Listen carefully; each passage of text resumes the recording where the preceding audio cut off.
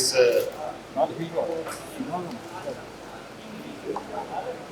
Press वार्ता का जो विषय है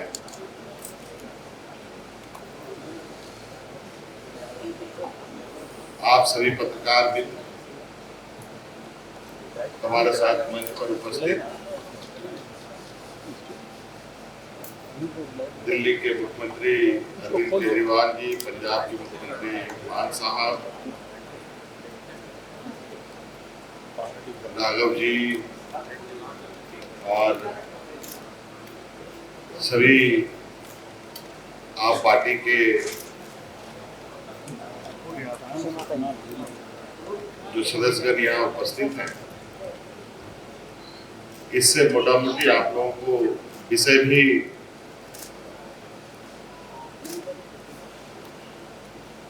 का भी आप लोग आकलन लगा पा रहे हैं कि आज किस विषय को लेकर यहाँ आए हैं। और मैं चाहूंगा कि इस विषय पर बड़े भाई अरविंद केजरीवाल जी कुछ बात रखें, तत्पश्चात मैं अपनी बातों को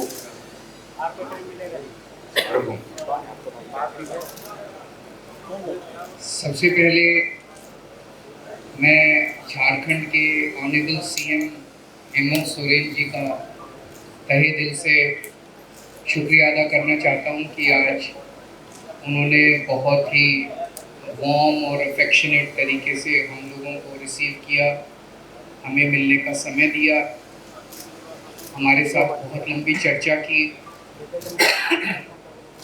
हेमंत जी के साथ हमारा काफ़ी समय से बहुत एक तरह से भाई का रिश्ता है, मैं अगर कह सकूं तो, और आपस में हम लोग कई विषयों पे समय समय पे चर्चा करते रहते हैं।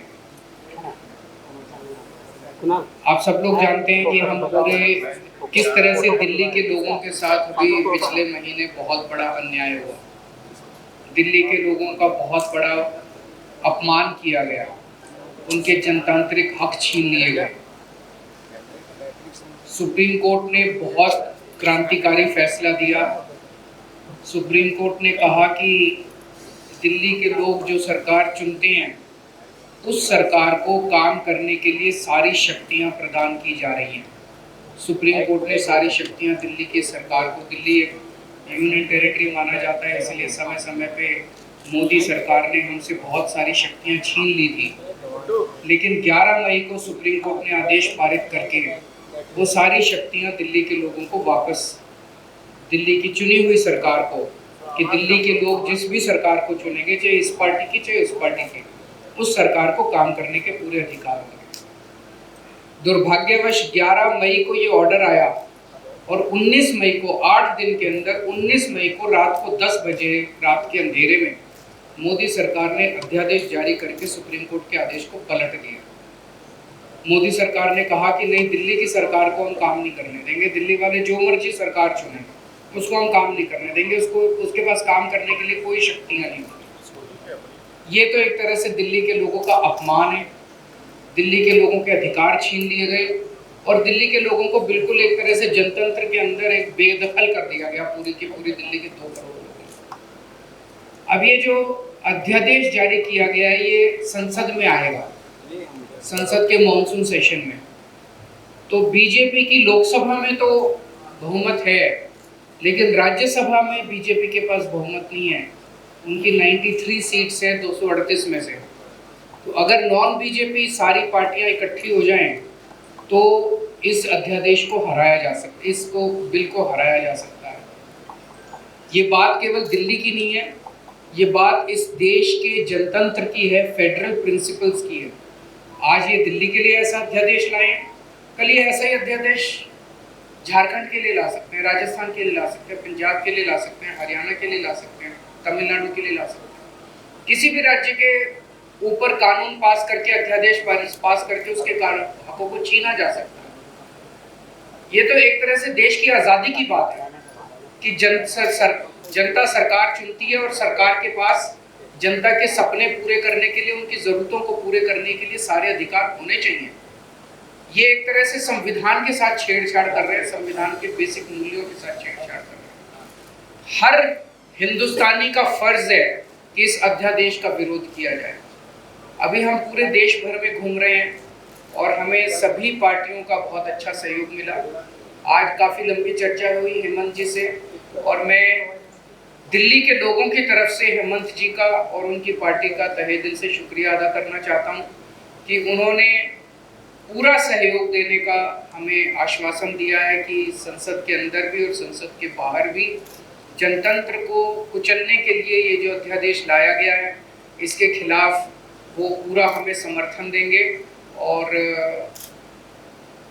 दूसरी पार्टियों से भी मेरी सबसे अपील है, वैसे मैं सबसे जाके मिल रहा हूँ, सबका समर्थन भी मिल रहा है, लेकिन बाकी और अन्य पार्टियों से भी अपील है कि वो भी जन विरोधी, राष्ट्र विरोधी ये जो कानून है इसका विरोध करें।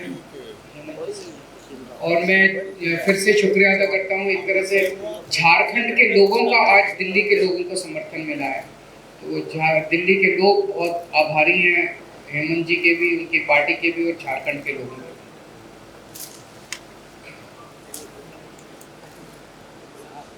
मित्रों, जैसे कि अभी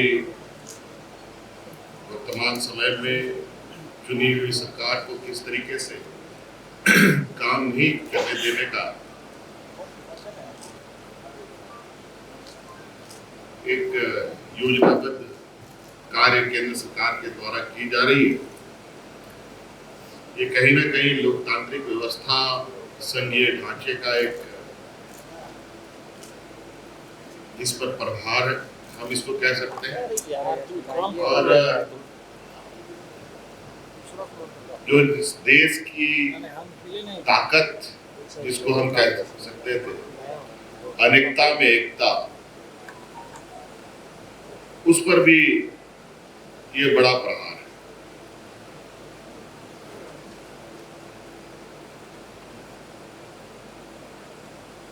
संघीय ढांचे की तो बात केंद्र सरकार करती है, लेकिन कार्य उसके बिल्कुल विपरीत होती है। आज बिल्कुल ये स्पष्ट रूप से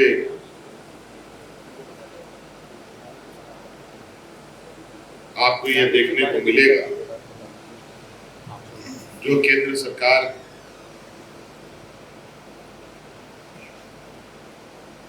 के सहयोगी सरकार नहीं है, उन सभी सरकारों की कमोवेश एक सी स्थिति है।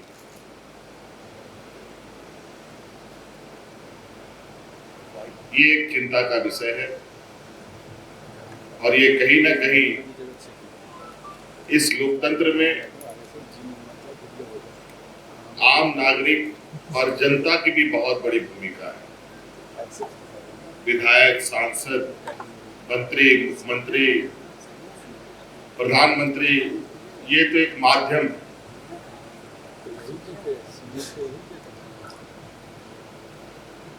अभी कुछ दिन पहले इस देश के 125 करोड़ के उम्मीदों की मंदिर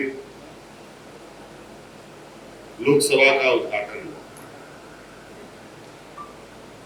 उस दिन सिर्फ लोकसभा का ही उद्घाटन नहीं, उस दिन उसी लोकतंत्र के मंदिर के चंद कदमों पर और भी कई 2-3 घटनाएं घटी।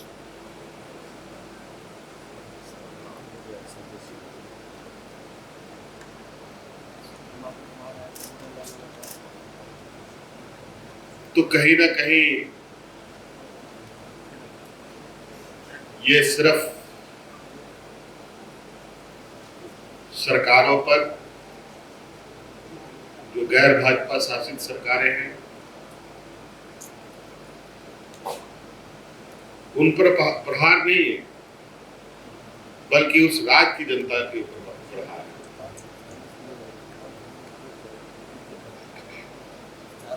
देश की जनता के ऊपर पड़ा है। इसमें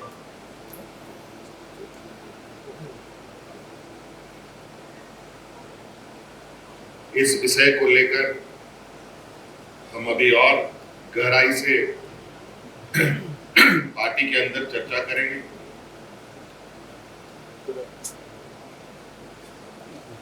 और आदरणीय गुरु जी के साथ भी इस विषय पर और क्या बृहद रूप से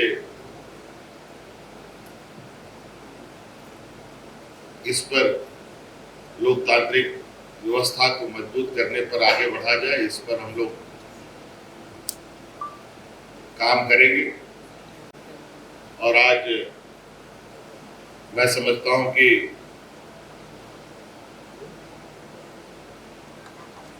इस देश के 125 करोड़ के लोगों को भी वर्तमान व्यक्तिगत अपनी वास्तविक स्थिति को ध्यान में रखकर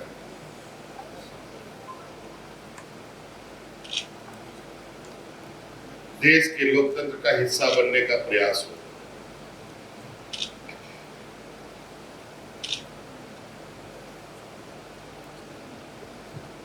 हमारे इस देश को अलग करने में जो योगदान और जो बलिदान और जो कुर्बानियां हमारे पूर्वजों ने दिया है, कहीं ना कहीं उनके उन बलिदानी, उनकी कुर्बानी का भी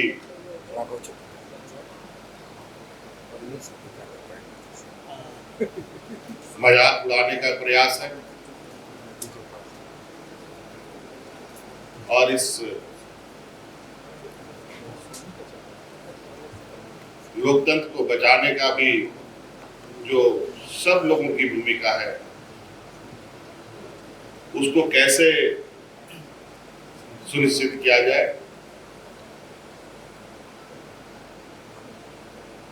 ये कहीं ना कहीं बहुत लंबी और मजबूती के साथ एक बाबा भीमराव अंबेडकर जी के द्वारा जो स्थापित लोकतंत्र है, उसको बचाने की आवश्यकता है। आज इसी कड़ी में विभिन्न राज्यों से होते हुए बड़े भाई केजरीवाल जी यहाँ आए हैं, मान साहब भी, पंजाब के मुख्यमंत्री भी यहाँ उपस्थित हैं और इस विषय पर सभी राज्यों में चर्चाएं हो रही हैं। दिल्ली के अंदर झारखंड के भी लोग हैं, बिहार के भी लोग हैं, यूपी के भी लोग हैं, केरल के भी लोग हैं, महाराष्ट्र के भी लोग हैं।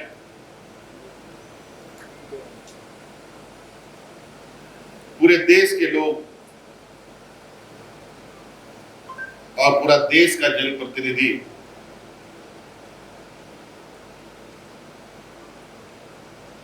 दिल्ली उनका केंद्रीय बिंदु रहता है और कहीं ना कहीं